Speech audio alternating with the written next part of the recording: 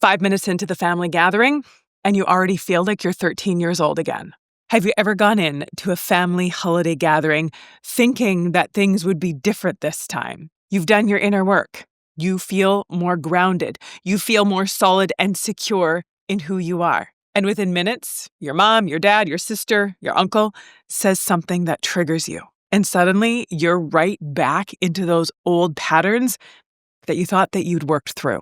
If that's you, you are not alone. Today, we're talking about how to deal with unhealthy family dynamics during the holidays.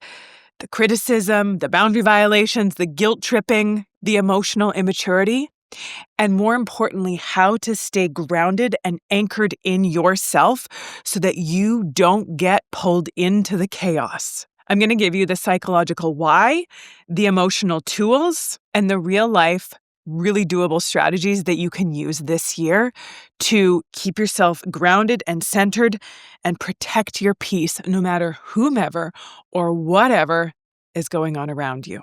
If you're new here, welcome.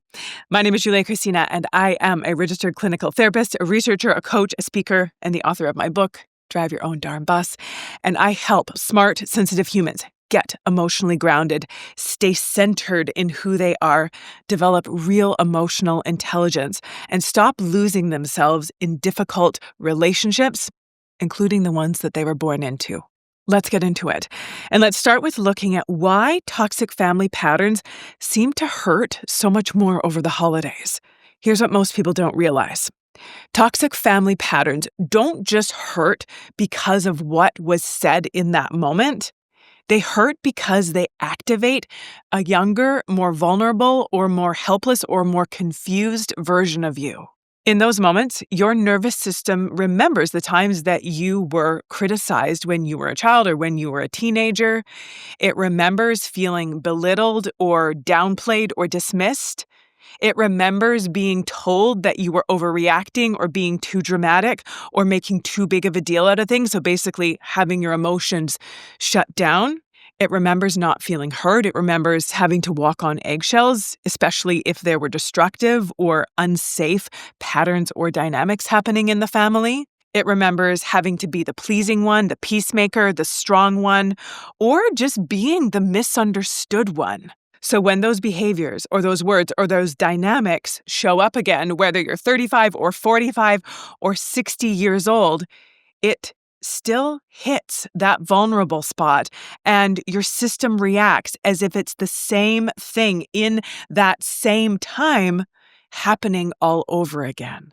But then you don't know that this is exactly what's happening, so you're left to doubt or question yourself or beat yourself up, thinking things like, why do I feel so small or belittled or like I'm being controlled, like I'm 13 years old again, even though I am a full grown-up adult? Because you are not dealing with them in this moment. You're dealing with that version of you that they bring out.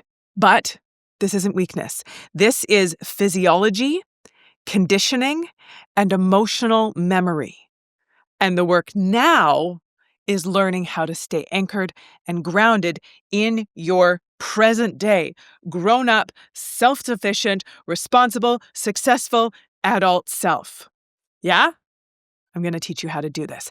But before we get into that, let's just really identify some of the main toxic dynamics that come out in our families over the holidays. Now, not all of these are necessarily coming out in your family gatherings, but I am guessing that if you are watching this talk, then at least one of them does. And the first one is when you get these criticism disguised as concern comments. And you know that this is what's happening because when someone is genuinely concerned, you can usually feel that they are genuinely concerned. But when they are making comments about your appearance, your life choices, your job, your parenting, and it's wrapped in statements like, well, I'm just being honest, or I'm just worried, then that is not genuine concern when you can feel that it's already cut deep and then tried to wrap it up in this nice little statement that's like, oh, I'm just concerned. You know that it's not, because honesty without empathy or even attempt at understanding isn't care. it's judgment. The next family dynamic that comes up a lot is the guilt trips. You never come around anymore. How come we haven't seen you in so long? We're your family. This should matter to you. Oh, we have to do that. This is always what we do. Well, we did everything for you, and this is how you repay us? Guilt is also not care. It's also not a genuine form of connection. Guilt is control disguised as care. The next toxic pattern that comes out a lot in family situations like this is the minimizing or the dismissing. Why do you have to make such a big deal out of things? Just relax. Don't be so sensitive. You're making this a thing. Don't ruin the holidays. They're not minimizing because your feelings are wrong. They're minimizing because your feelings are making them uncomfortable and they don't know what to do. So it's so much easier to just push them aside or brush them under the rug or downplay them than to actually have a grown-up conversation with you about what's going on and what everyone's needs, preferences, requests, boundaries are. They are keeping you in this younger version of yourself who's just being overly dramatic, who's just being too needy, who's just making a big deal out of nothing instead of respecting you as an adult. They have kept this younger version of you in their head, even though you have far outgrown it. The next unhealthy family dynamic, and this one is so common. I even made a whole entire course on boundaries because of how much boundaries can be violated, especially in these types of situations with people that are close to us, and how confused we can get around where our boundaries are and if we're even allowed to have them, especially with family in the first place. But this can be a tricky one when there is that boundary steamroll. When you are starting to take better care of yourself and to respect and honor your limits, your preferences, your needs, when you're actually starting to consider yourself in the equation of your own life and your well-being in there as well, and you start to be more intentional with your choices or what you're available for or not available for, and you say something like, "Thanks so much for the invitation. I can come, but I can't stay long." Or, "We have this thing going on, and then we have to leave at this time because we have this other thing." And they respond with something like, "Oh, well, you can't leave early. You have to spend the whole time with us. We're your family. It's the holidays." Something like that. Or you say to your mother or your sister or your uncle, "Please don't bring that up." And they give you a bit of a patronizing smile and bring it up anyways. A person who respects you also respects your boundaries. And our next toxic family dynamic that comes up, especially over the holidays, is the emotional regression pattern.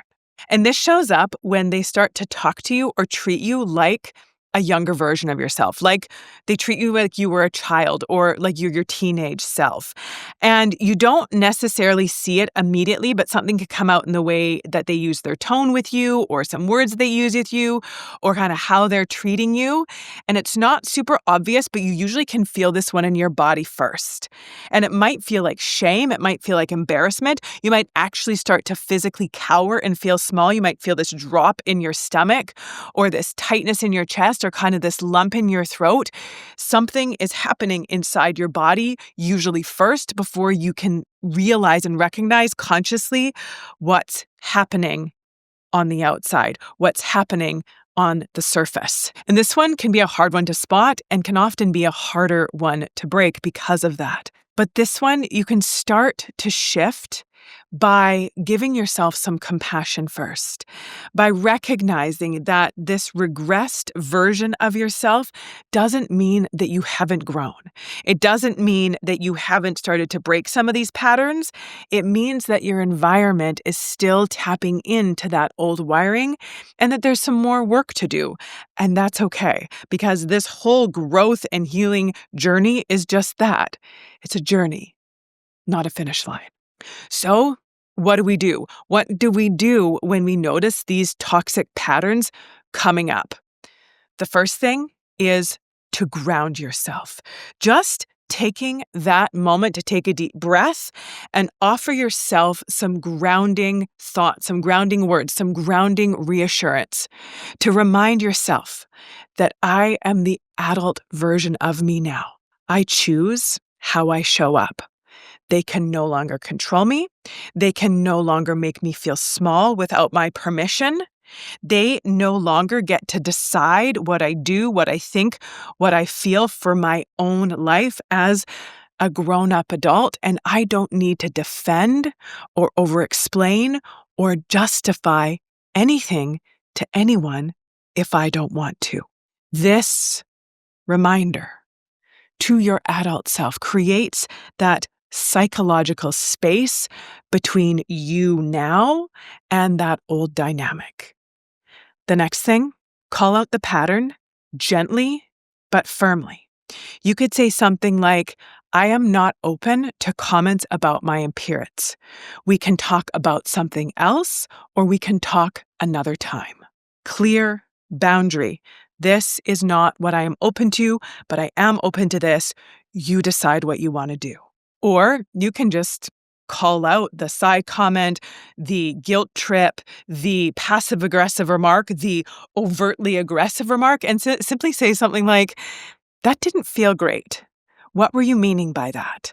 Just that in and of itself will let the person know that you're not just going to let those comments pass by, that you're not just going to smile and nod and meanwhile have this like sick sinking feeling in your stomach and pretend like everything's okay. Now you're not chirping back and you're not trying to do the same thing they just did and trying to make them feel small or bad or judged. You're simply just identifying what just happened in a more soft kind of way. And I remember this one time I was working at the crisis center. This was years ago when I was trying to get my application together to get into grad school, to become a therapist. I was getting in my volunteer hours at the crisis center, and I was doing an overnight shift with one of my friends, Sarah. And we were sitting in the call room, and I don't know, I had a bee in my bonnet about something. I was being kind of ornery. I was being kind of not super nice. I was just annoyed, not even necessarily at her. I was just in a mood. And she said something, and I made a remark back that was a little bit passive-aggressive and, frankly, not very nice. And she just looked at me and she said, Julia, that wasn't very nice. And she didn't get mad at me. She wasn't aggressive with me, but she just identified it. And because she did it in this really non-aggressive way, I was able to receive that. And I was able to take a step back and be like, you know what? You're right. I am sorry. That was kind of witchy of me to say that and not cool. And I'm sorry. And then we just move forward from there.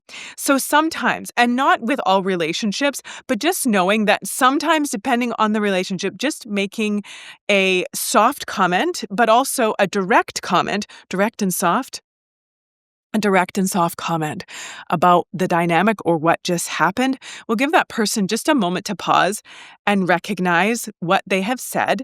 And it might even give you a moment to get clarity about what they meant, because there is a chance that they didn't mean it the way that it came out or the way that it felt. The next thing you can do is to remember that you don't have to justify or over-explain anything.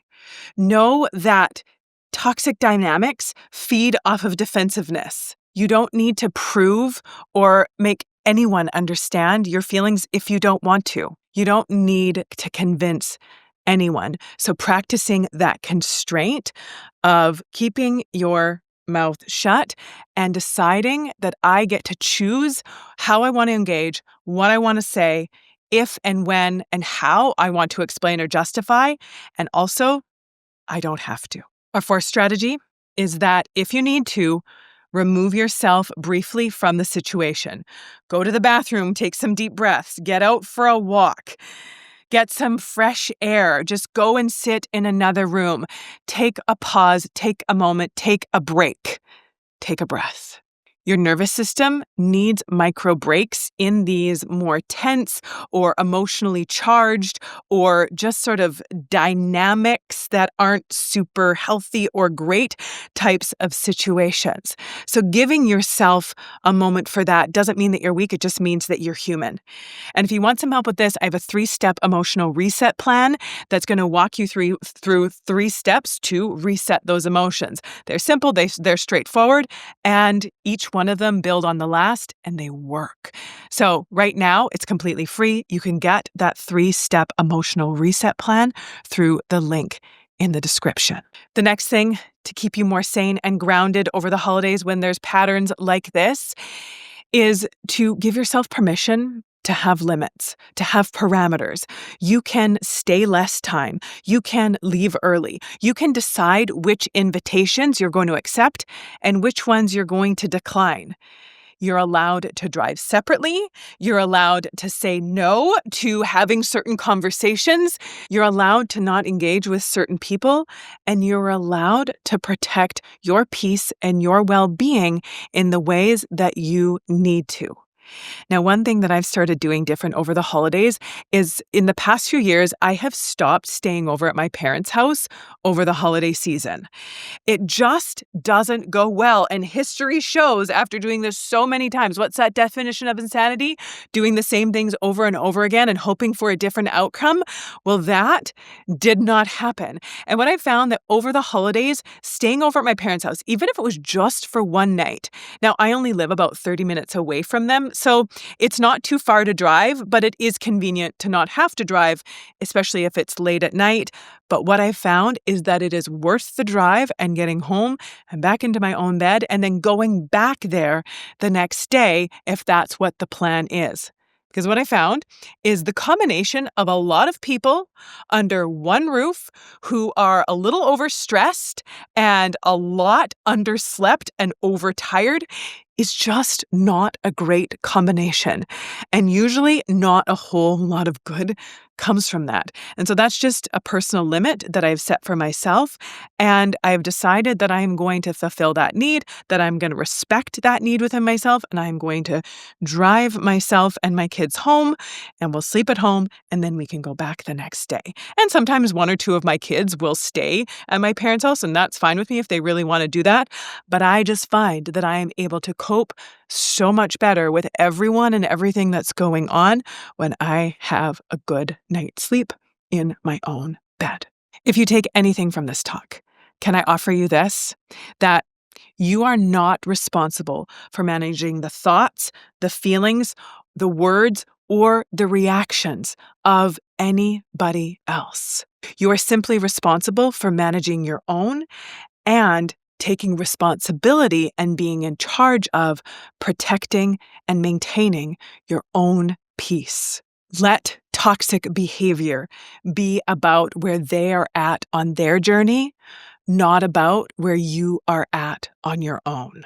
It's not your job to fix them, to absorb them, to feel responsible for them, or to even keep the family and all of the traditions alive, especially if those traditions, if those dynamics are really unhealthy and bringing out the worst in everyone. Things are allowed to shift. Things are allowed to change. You are allowed to pull yourself out of situations, circumstances, or interactions that are not good for you. And then, as a result, not good for the relationship either. It is your job, should you choose to accept the offer, to stay connected to your values, your boundaries, your grounded adult self. You get to decide what you participate in physically, mentally, emotionally, verbally, and that's where your emotional freedom truly lives. If you want more, make sure you grab that 3-step emotional reset plan. These are these steps that I use in my sometimes unhealthy family dynamics to keep myself more centered, more grounded, to come back down and reconnect with myself when I am feeling worked up or triggered or stressed or overwhelmed. And it will help make the holidays or any stressful situation a whole lot easier. You deserve a holiday season, and frankly, an everyday that doesn't cost you your sanity. You deserve peace. And until next time, take good care of yourself, take good care of those around you. Bye for now.